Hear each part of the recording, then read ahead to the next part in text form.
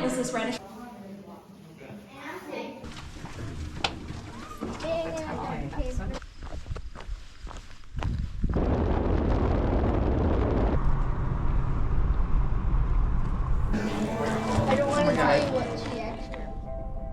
Hey YouTube, welcome back and thanks for joining in on another video from Life Subalpine.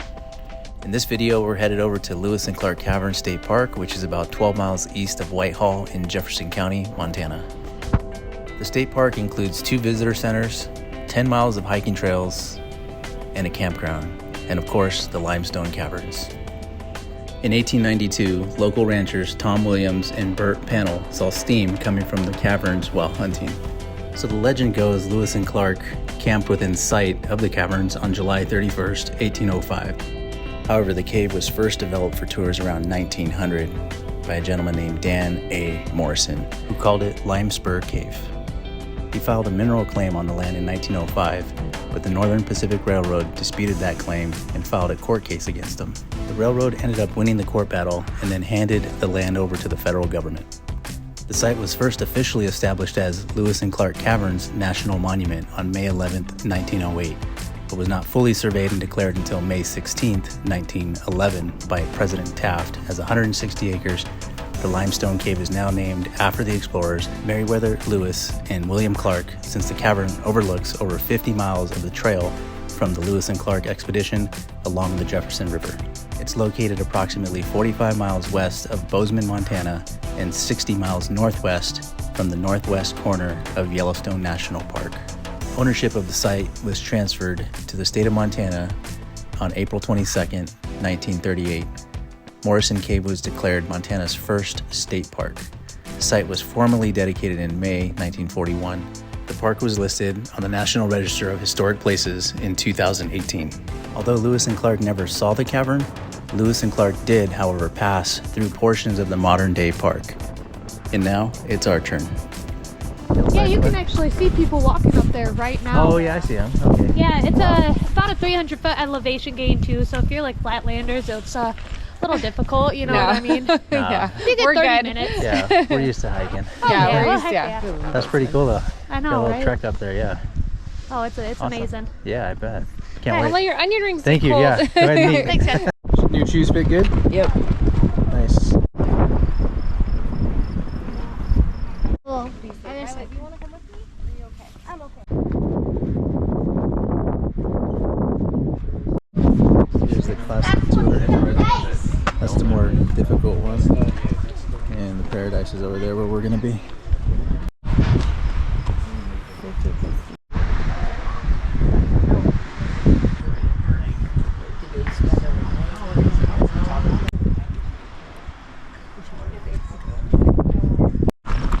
And the paradise tour. Check out these views. Insane. I have a couple things to go over before we start our tour. Sound good, everybody? Yeah. Alrighty, so with that, if you guys need to use the restroom, go for it. Before we head up the trail, I'm going to check your tickets.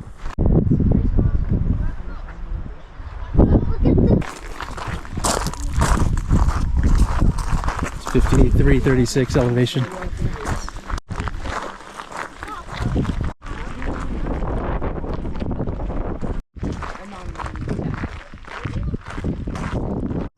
Now, is anybody, he called it Lewis and Clark Caverns National Monument. Is anybody here from Montana? We did know about the cave though. So there is a legend from the Blackfeet Native Americans. They have a legend of a breathing mountain. So does anybody know what happens when you breathe out on a cold day? What happens? We'll come back another weekend and we will bring candles and rope and we'll bring some friends. That's what they did. That other weekend happened 6 years later, and he started giving tours. What he did to make it more accessible, he actually blasted the original entrance tunnel, and then their tour would be done. So they would have to go back all the way up those 2,000 wooden steps and all the way back down the mountain. And during this time, there was a program called the Civilian Conservation Corps, or the CCC. Yellowstone decided they didn't really need this cave anymore, and they thought they would give it to the state of Montana. Montana said, okay, we can take it over if you guys. It's like a castle door. It is kind of, yeah. I used to lie in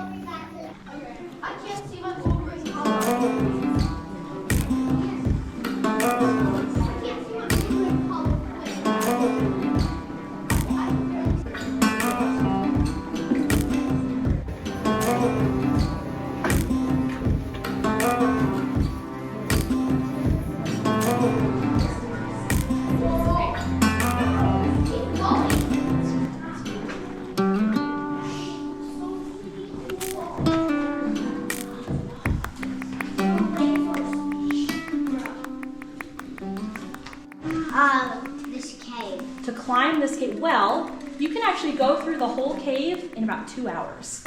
What? The formations you'll see in our cave. They're all named after how they form. So there's dripstone, there's flowstone, and there's seepstone.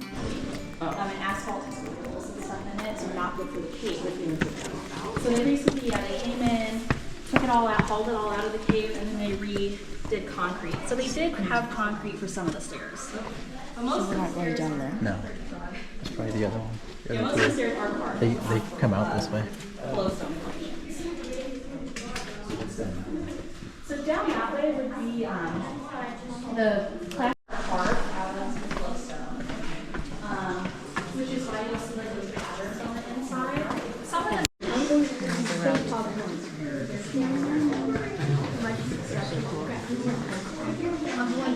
I'm the oldest. I'm going second. Oh my gosh.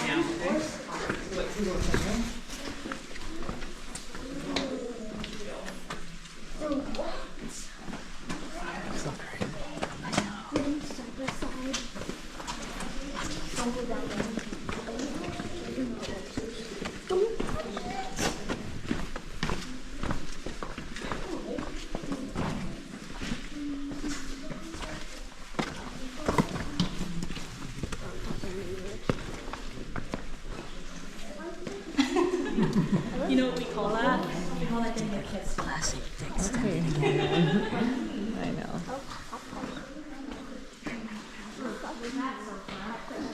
No. And you know what? That's a good question. A lot of people ask about bats. Bats normally don't like being this deep in the cave. Good news. You can actually see some regrowth at the very end of these, right? Yeah. Well, that's really good. Now, I did tell you guys, these were all broken at the exact same time. They thought, we really do not want to damage anything. So what they did is they built a really tall tower of mattresses and tires, pillows, anything that they thought could soften the blow of the dynamite they added to this tower. And they tied it all down with rope. They did their last dynamite blast. Now, unfortunately, they did leave a little tiny gap between the top of their mattress tire tower and the top of our exit tunnel.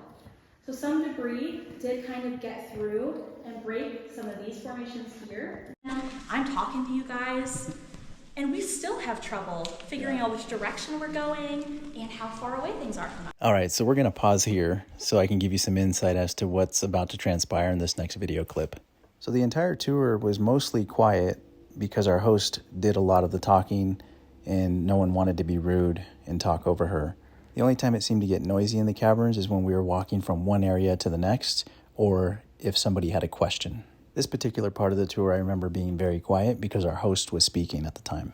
And here's where it gets a little weird. While I was editing this portion of the video, I noticed that there was a voice echoing in the background, which sounded to be a male's voice. Neither myself nor anyone else in my family recall hearing this voice at the time. And to my knowledge, I wasn't aware of any other tours going on at the time. I didn't see anyone else. I didn't hear anyone else besides the people that were in our tour, which was in the Paradise Room. There's actually a couple of other times where you can hear the same voice talking in the background with some laughing. Anyhow, I thought it was interesting, so I thought I'd point it out to you guys.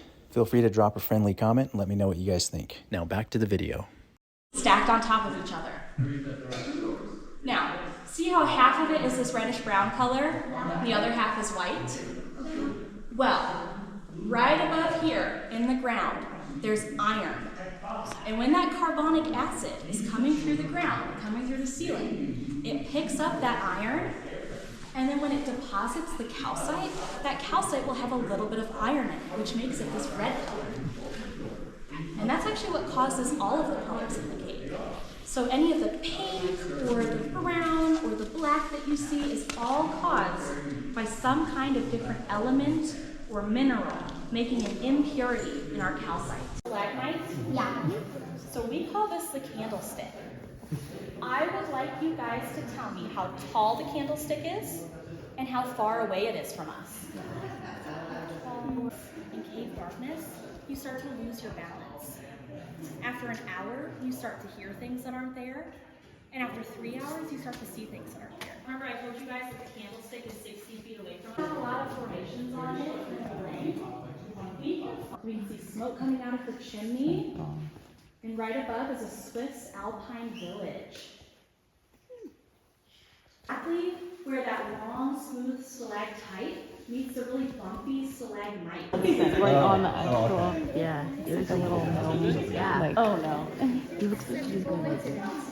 He didn't have any more matches to light it. He was alone in complete cave darkness. Now, unfortunately, this room doesn't have a good setup for complete cave darkness. But there's a couple weird things that happen to you in complete cave darkness. The experts recommend that you take at least 3 different light sources in case you run out of battery for any of them.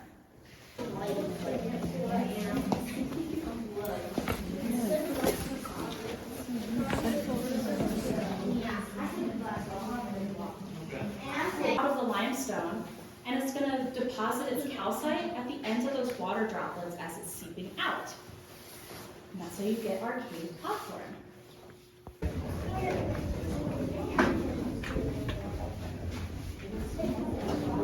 I just wish we could turn around.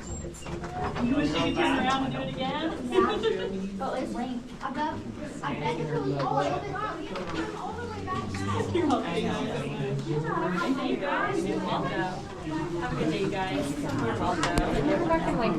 Have a good day, you guys. Thank you. You're welcome. Appreciate it. Thank you. Have a great day, guys.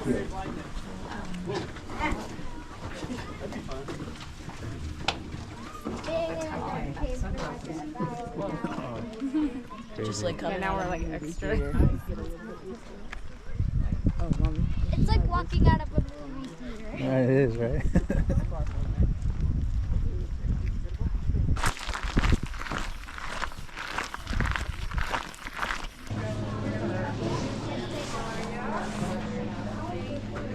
A sticker? Do we have any patches or? Oh, the patches are over here. Oh yeah, probably. Over here. I'm gonna do a magic trick. Watch. Yeah, that's you. Can I see?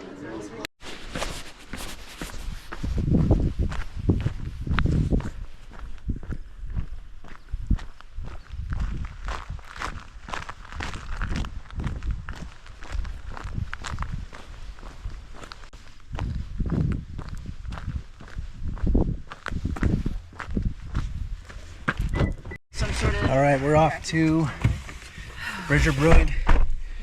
Grab some food and a drink. Yep. See you soon.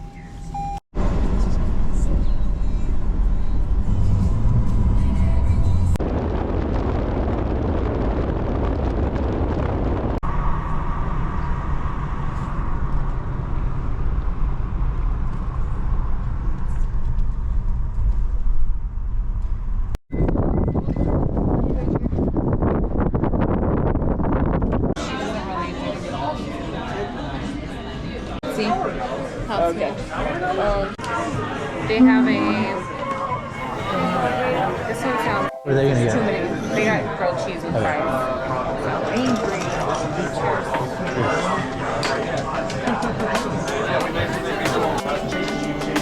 Everybody drop your butt. You guys like the fries? Yeah.